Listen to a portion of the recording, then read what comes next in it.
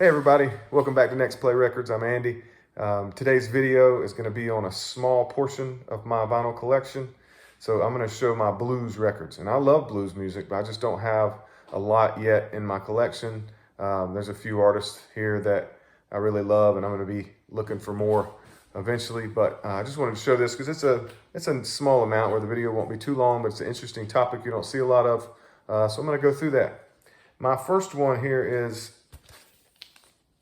Albert King Plays the Blues.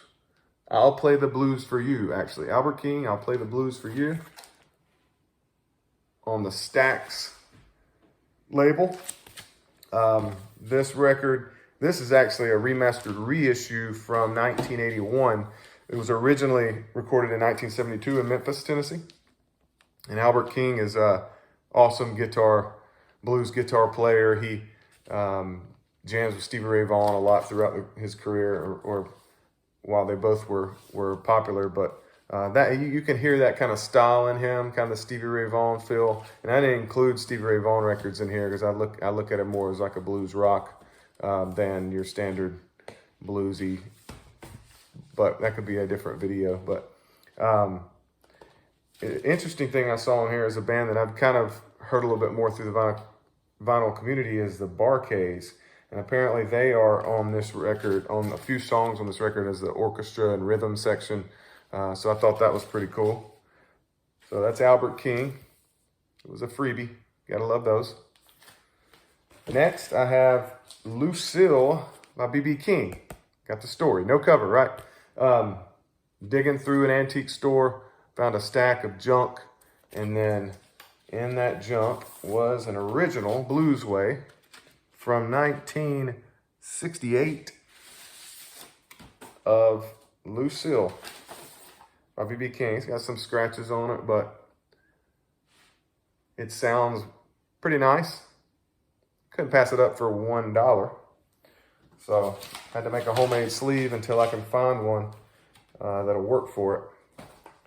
But this is a great record. It's one of his popular ones. I tried to put the guitar on it like the original sleeve art has, but good stuff. Blues Way 1968. Another guitar player for sure. He's popular for his solos, and it's got that B.B. King sound to him. My next one here is more of your country blues, and that is Mississippi, Fred McDowell. This is a reissue from 1972. It was originally recorded in 1969, so it's pretty new, early reissue of it. And this one was, this to me is a 5-star record. I mean, every song on it is so good, especially the style that I love. I love that country blues, that Texas blues, the picking and the growly,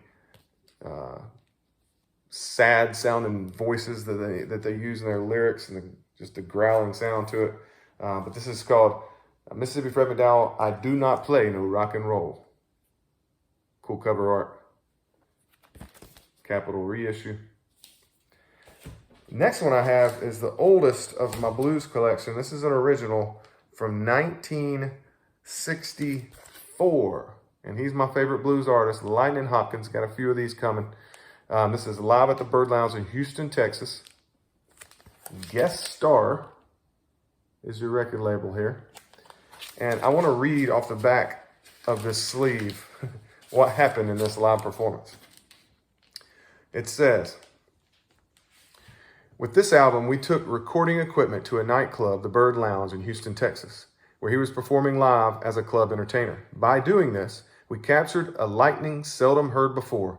The songs, the stories, and the feeling is spontaneous, alive, and real. We hear this unusual artist in his natural surroundings, which give a realism of his kind of music, down-home, heartfelt blues. The time was 4 a.m., and everyone was really in the mood. We recorded for hours, and in the final selection of material for this album, chose the absolute best of old Sam. In addition to a great recording, we were fortunate in that Sam posed for the cover in color. I think this is a first for any recorded album. So that's from the night he played in 1964, Bird Lounge in Houston, Texas. I thought it was crazy that they started the show at 4 in the morning and played for hours. So people were hanging around, having fun. I'm sure you can imagine the scene. And it's just classic Lightning Hopkins sound here. And he's telling stories, and love his accent and his voice. And he's my favorite. So that's my first Lightning Hopkins to show. The next one's a reissue, self-titled Lightning Hopkins. This is a Vinyl Lovers reissue. The original is from 1959, and it was a Folkway record, so you can get it for $100 or more. But for now, this is going to work for me. This one has some bonus tracks on it, tons of good songs, cool cover art. Lightning Hopkins, Lightning Hopkins.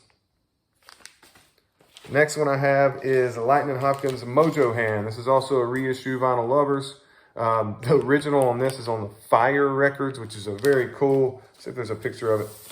Very cool label. That's the original label, your Fire. And it was also from 1962. But the original on Fire, $500 or more. So really love Mojo Hand, the title track on it. And Coffee for Mama is a great song. And then Glory Be is probably my favorite. It's got that, he's just one of a kind, picking style and best voice in my opinion. If you don't have any Lightning Hopkins, get him. It's just great music, one of a kind. There's a bonus track called Have You Ever Loved a Woman? And it's terrific. I showed this on this is Lightning Hopkins, this is a reissue also, Last Night Blues. One of his most popular records, great cover, awesome songs. This was originally from the Prestige Bluesville, which they copied obviously, but I've showed this on another video. I won't go too much on it. Originally 1960, but that's a 2016 reissue. And the last one I have is one of my favorite best of greatest hit compilations in my collection, and it is Muddy Waters. This is a Chess compilation. This is from 1981, I believe. It's a double LP, and I love his style too. You know, that Chicago blues, you call it. Chess label. The Chicago blues.